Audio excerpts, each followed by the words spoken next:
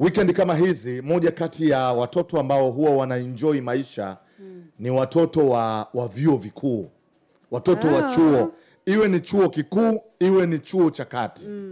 Watoto wa vyuo wana ulimwengu wao linapokuja swala la weekend. Wanajiachia kweli kweli. Sasa nitataka leo unisikilize vizuri.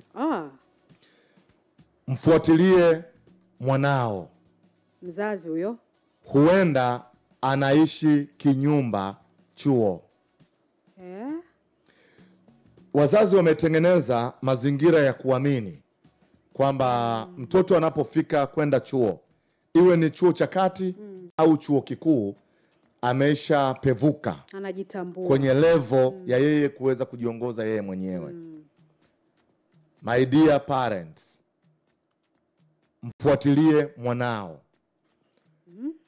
Huenda anaishi kinyumba chuoni.